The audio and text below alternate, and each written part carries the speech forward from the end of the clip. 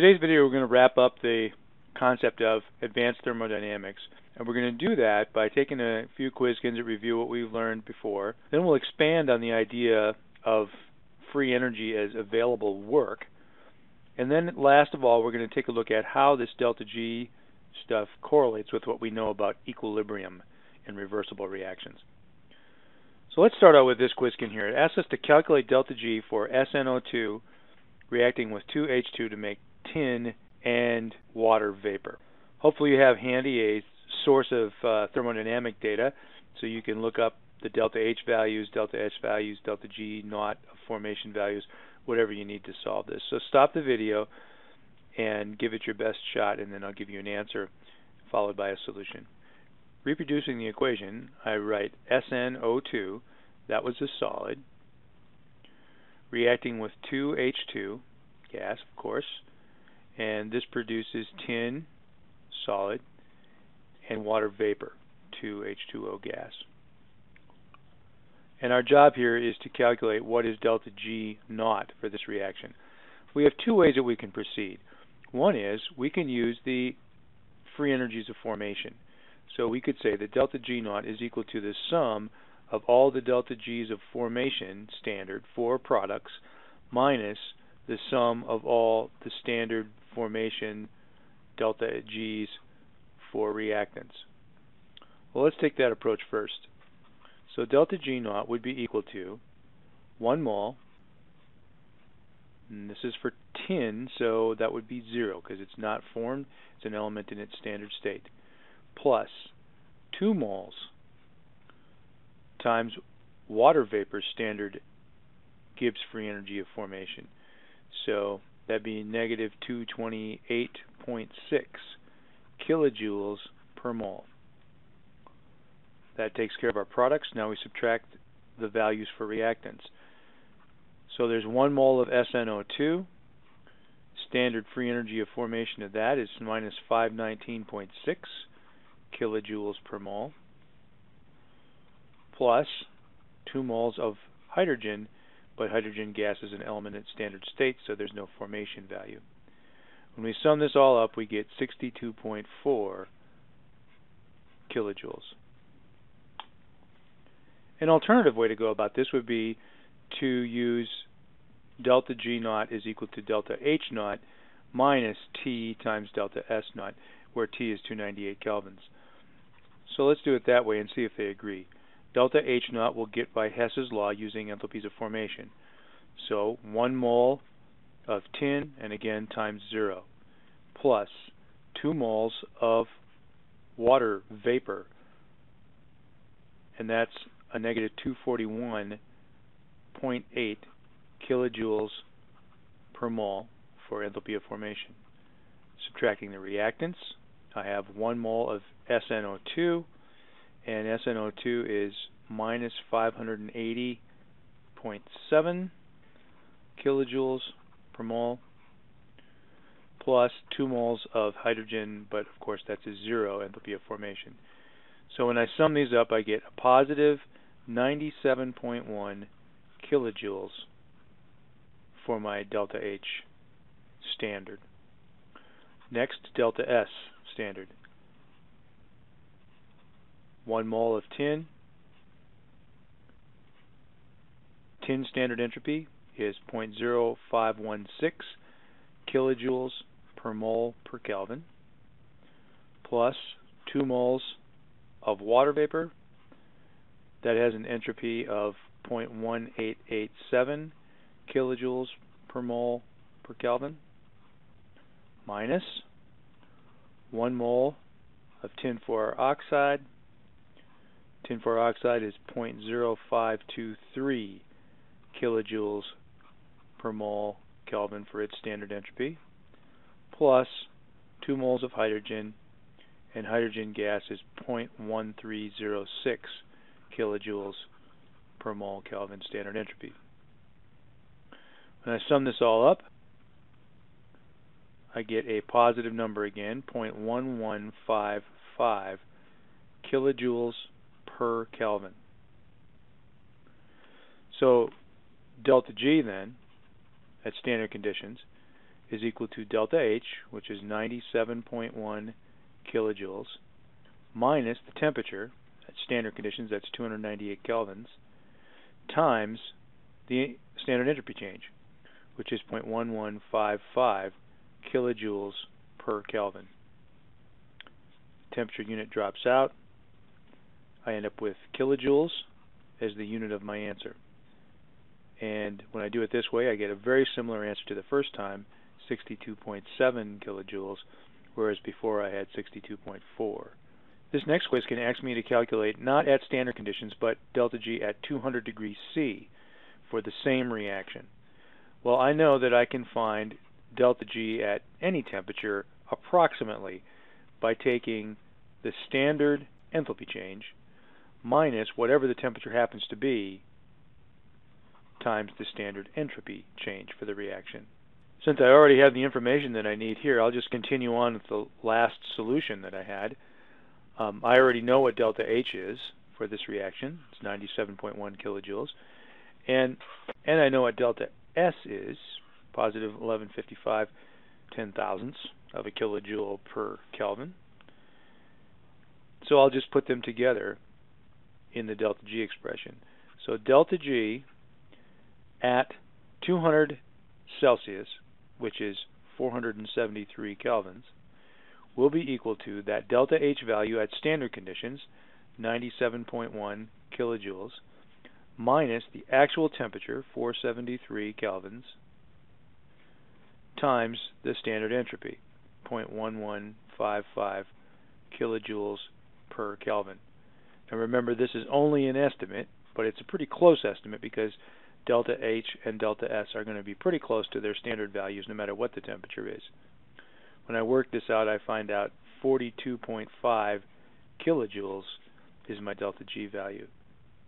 Here I have to calculate delta G at 300 degrees C for the reaction between Fe3O4, Fe3O4, which would be a solid because it's an ionic compound, and hydrogen, which is a gas. And it's supposed to form solid iron, so Fe solid, and water vapor, H2O gas. To balance this equation, I would need a 4 in front of water to balance the oxygen.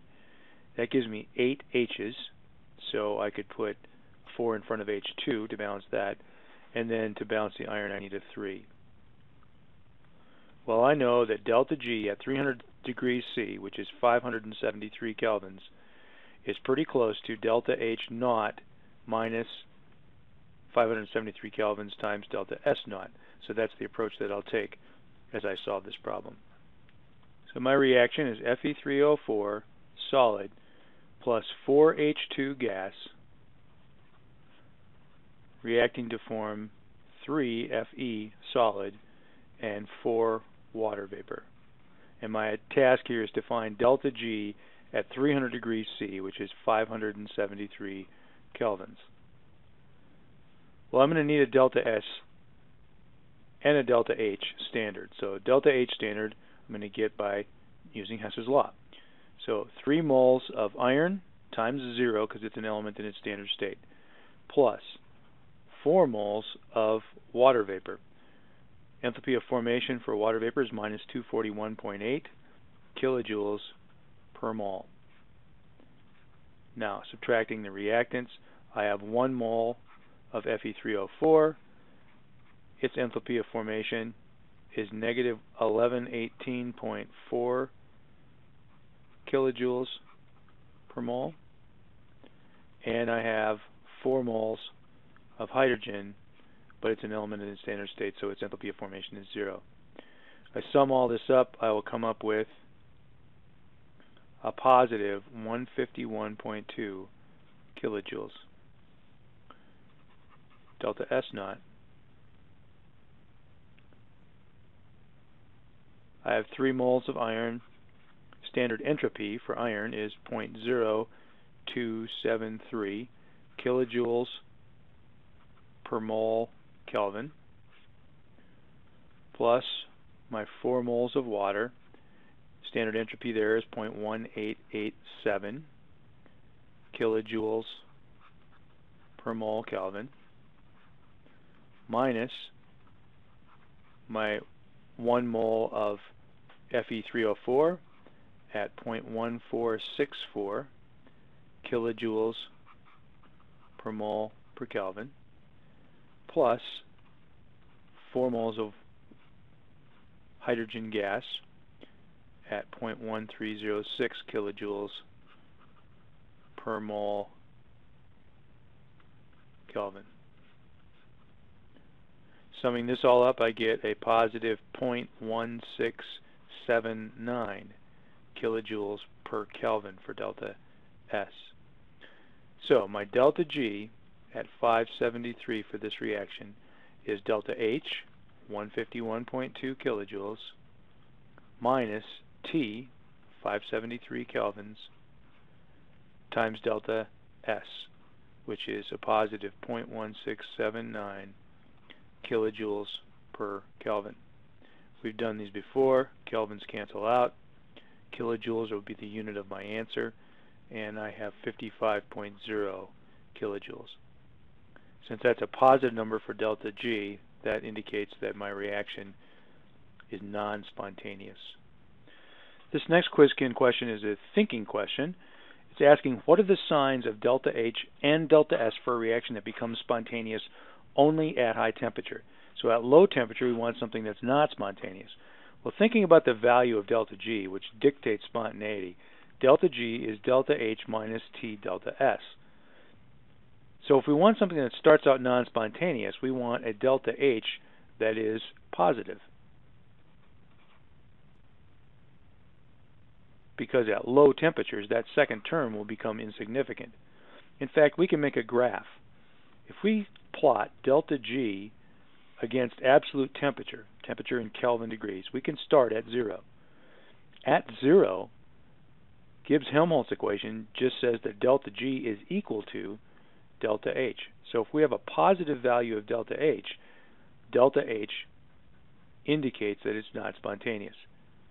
Now, if delta S is also positive, then if we look at the Gibbs-Helmholtz equation, I am taking away from a positive number another positive number that gets larger and larger and larger, because absolute temperature will always be positive, and we've chosen a delta S that's positive. So as I continue to take a larger and larger value away from my delta H to determine delta G looks like this on my graph. It goes down and down and down steadily and steadily, and at some point, at some high temperature here, it switches from non-spontaneous to spontaneous. What's that temperature? You could maybe figure it out if you knew delta H and delta S, because at this exact point, delta G is 0. So, to answer the question, what are the signs of delta H and S for a reaction that becomes spontaneous only at high temperature? They both must be positive. One way that I've often remembered this as the greater than signs, and delta H is greater than 0 and delta S is greater than 0, they both point towards higher temperatures. Sort of. What are the signs of delta H and delta S for a reaction that becomes spontaneous only at low temperature? Well, you can imagine that they're going to be pointing in the opposite direction. It doesn't take a rocket scientist to figure that out. But let's verify it anyway. Delta G is delta H minus T delta S. So if I start out with a delta H that's negative, that will be spontaneous when T is 0. So looking at my graph again, with temperature on the x-axis in the Kelvin scale and delta G on the y-axis, when temperature is 0, delta G is delta H, and we've chosen delta H to be a negative number. Now, if delta S is also negative, then that means as temperature gets bigger and bigger, we're adding a larger and larger term to delta H, which makes the delta G value increase. So on our graph, that looks like this.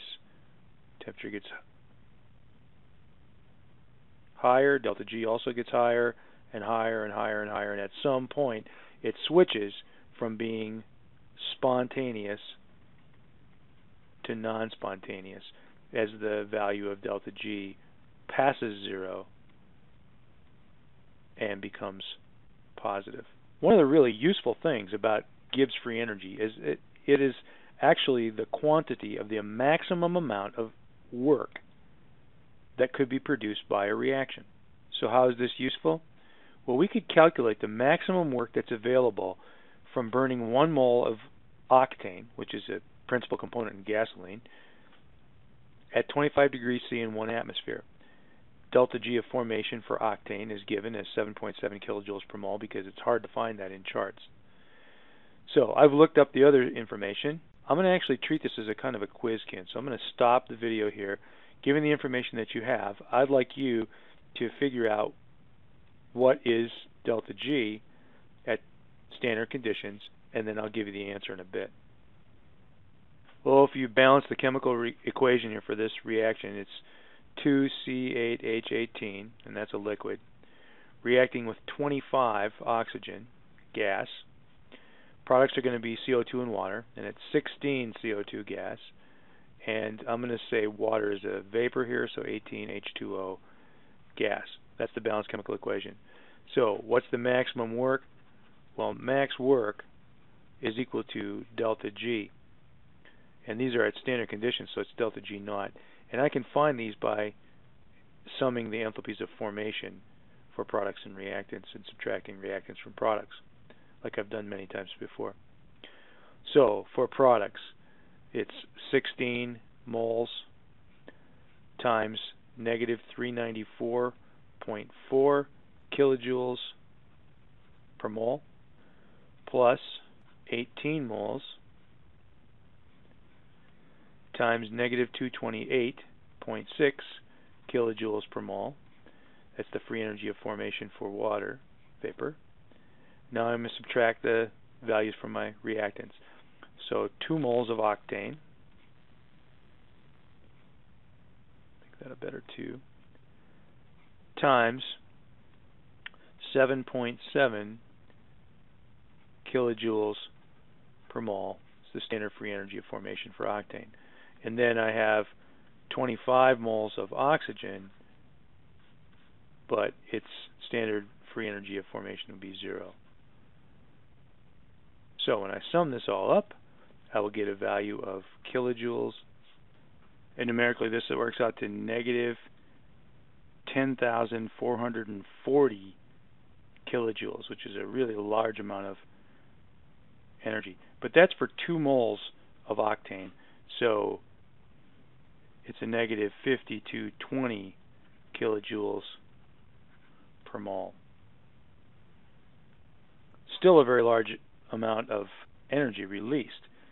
And that's one of the reasons that we use octane in engines, because it produces a lot of energy that's free energy available for work. So that's the maximum amount of work that could be done.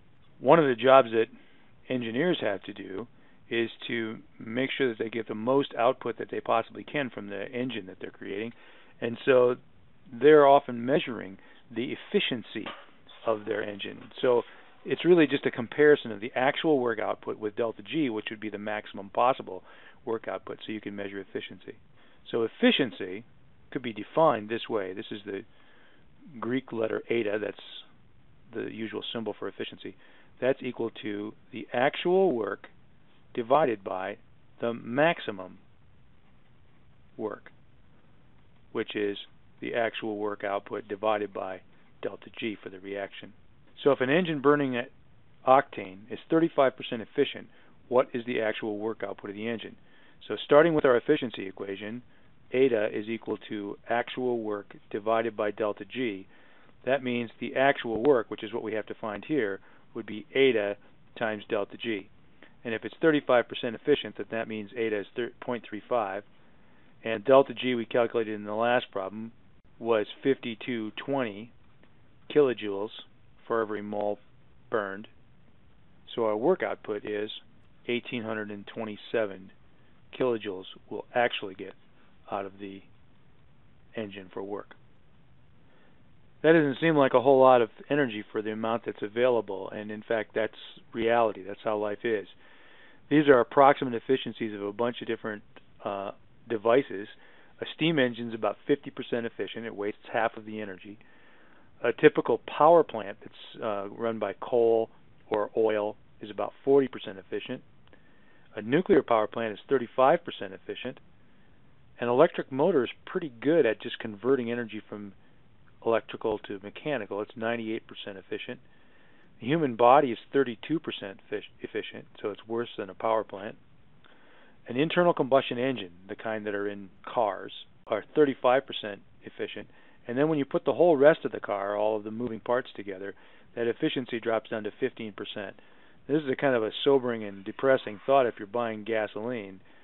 15% of the energy that you put into your car, in other words, 15% of the gas that you pay for, actually gets your car moving down the road. The rest of it is just wasted as heat energy. Now we're going to look at free energy, thermodynamics, and equilibrium, and see how we can tie together what we've learned here with what we learned in the last series of videos about equilibrium. So what would delta G be when a system is at equilibrium? If you think about it, it's just as spontaneous in the forward direction as it is in the reverse direction. So if it were spontaneous forward, we'd have to say delta G was negative. If it was spontaneous reverse, we'd have to say delta G was positive. But it isn't. So we have to conclude that delta G is 0. Now, since delta G is equal to delta H minus T delta S, at equilibrium we can say that 0 is equal to delta H minus T delta S. So that allows us to calculate, or at least estimate, what is the temperature at which we would reach equilibrium for a simple process, like a phase change, for example. So delta H would be equal to T delta S if we add T delta S to both sides, and then that would mean that the temperature is equal to delta H divided by delta S. So for example, let's do this. Let's find what would be the temperature at which this phase change takes place, where solid water and liquid water at equilibrium with each other. Now we already know the answer to this, but let's see how close we can get with this estimate. So delta G would be 0 at the phase change, which means that 0 would be equal to delta H minus T delta S. So as we saw on the last slide, this crunches down to temperature is equal to delta H divided by delta S. Now for this phase change, this is the delta H and delta S value that we have. So the temperature that we could expect this phase change to occur at would be 6.008 kilojoules per mole divided by 22 times 10 to the negative third kilojoules per mole Kelvin, because this is in joules per mole. Joules per mole, or kilojoules per mole, are going to cancel out here, and kelvins are going to be our unit of our answer. We do our arithmetic and we'll find that in fact it's 273 kelvins, which is the same as 0 degrees C, and we sort of already knew that. But this verifies that there's a reason that it happens at 0 degrees C that has to do with what we understand about thermodynamics. Now this is another way of looking at this that gives us a sort of a graphical idea of what's going to happen at an equilibrium. If your temperature is at 0 degrees C for this phase change between liquid and solid, then delta G, we know, if you're at equilibrium, is 0. So that means if I have liquid water on the left-hand side and I have solid water on the right-hand side of this graph, and I'm graphing what is G, there is no delta G. Delta G is 0. So the difference between the G of the liquid and the G of the solid is nothing. And I see a flat, straight line. Now, if I can think about a ball sitting on top of that graph, rolling toward lower energy, that's a pretty good metaphor for what happens in a change like this. There is no reason for the ball to move in either direction when you're at 0 degrees C, and the water and the ice will stay at equilibrium with each other. Let's say the temperature is less than 0. What would delta G be like? Well, let's just use an example to figure this out. When temperature is 0, of course, the temperature is also 273 in Kelvin scale. So let's just pick some number that's below that. So let's say temperature is 263 kelvins. What is the value of delta G at 263 kelvins? Well, it's delta H. In the last process, we saw that that was 6.008 kilojoules. Now this graph is for the reverse process. That was going from solid to liquid. This is going from liquid to solid. So I'll just change the signs of everything. So negative 6.008 kilojoules. Minus, now I'm going to put my temperature in here, 263 kelvins times the delta S value. Well, delta S for that process was, in kilojoules, 0.0220. And again, I'm going to make that negative because this is the reverse here of what we had before. And it's kilojoules per mole, or per Kelvin. So kelvins drop out, and this gives me a value of negative 0.222. So delta G is actually negative. What does that mean? That means G starts out higher than it ends. That's what a negative delta G means. So here's our picture, it's our graph. Think about the ball sitting here. It's going to roll towards the solid end. So when temperature is less than 0, freezing is spontaneous. We knew that, but this is why it's true from a thermodynamic standpoint. We could do the same thinking for a temperature greater than 0 degrees C. Figure out what is delta G here. So let's just pick another number here. Let's find delta G for 283, because that's higher than 273. So we'd have negative 6.008 kilojoules minus 283 kelvins times negative 0.0220 kilojoules per Kelvin. And once again, we get a value in kilojoules, and it's positive 0.218 kilojoules at this temperature. What does it mean for delta G to be positive? Well, it means that it starts out with less free energy than it ends up with. So when I draw my graph, it looks like this. Thinking about the ball on the hill, the ball is going to roll towards the liquid when its temperature is higher than 0 degrees Celsius, or 273 kelvins. So melting is spontaneous at high temperatures. This is a graphical way of seeing that. Now when you're doing a chemical reaction that reaches dynamic equilibrium, the situation is slightly more complex. You can get some picture of it here by looking at this graphically. Let's say we have N2O4 gas in equilibrium with two NO2s. Delta G for this process is positive. So we see that the reactants, the N2O4, are at lower value than the NO2. But the delta G naught doesn't tell the whole story, because delta G at any given point in time, like here, or here, or here, is slightly different. So here we have delta G, look at the slope, that's equal to 0. Here we have a delta G that's negative, and here we have a delta G that's positive. Think again about the ball at the hill, on the hill. If the ball is here, the ball is going to roll down here, this way. If the ball is up here, it's going to roll this way. No matter where the ball is, it's going to end up down here, and that is the equilibrium position.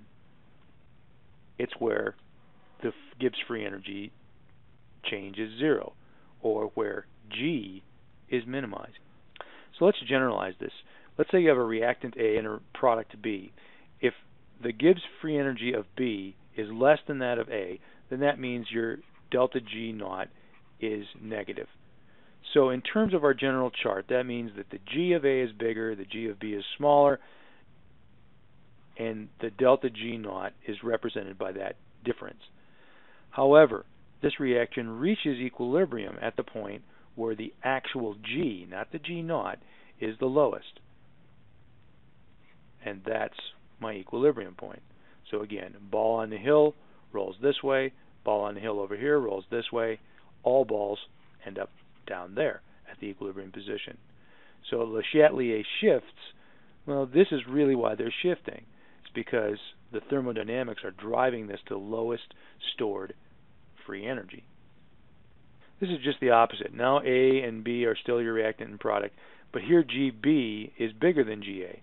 In other words, delta G standard is a positive number. So we see that GB is higher, GA is lower, and here's your delta G naught. The actual G is given by this green curve, and here's the place where delta G is actually flat. It's the lowest stored energy.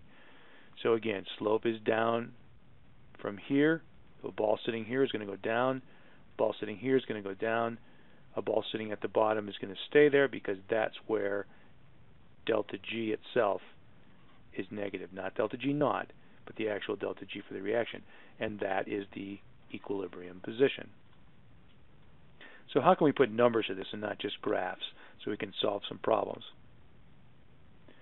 Well, for reasons that go beyond the scope of this course, delta G is equal to delta G naught plus R times T times the natural log of Q. And there's R again. It shows up over and over again in the strangest places. This will be the physics R, the 8.314 joules per mole Kelvin that we were working with here. Q, of course, is the reaction quotient from equilibrium days, and this is absolute temperature. So the actual delta G at some position along the equilibrium continuum is going to be delta G naught, the standard delta G, plus RT natural log of Q. Now, if you're at equilibrium, delta G is 0. We've already established that. So what that means is 0 is equal to delta G naught plus RT natural log of Q. But if you're at equilibrium, Q is really K. So natural log of K. So here's what we get. Delta G naught is equal to minus RT times natural log of K. So this is useful because it allows us to get K, the equilibrium constant, in terms of delta G, or from delta G. Now if this is an aqueous system, the K is going to be Kc, and if it's a gaseous system, the K is going to be Kp. It's kind of generic. It's called the thermodynamic K. So let's solve this problem. Find delta G for this equilibrium reaction. 2NO gas plus O2 gas makes 2NO2 gas. And Kp is given to us. Well, here's what we know. Delta G naught is equal to minus RT times natural log of K. So let's plug numbers in here. Minus 8.314 joules per mole Kelvin times temperature. Well, this is standard conditions, so 298 kelvins, times the natural log of K. And we're using Kp here, 1.7 times 10 to the 12th. Here's what we get, 7.0 times 10 to the 5th, and that's joules per mole.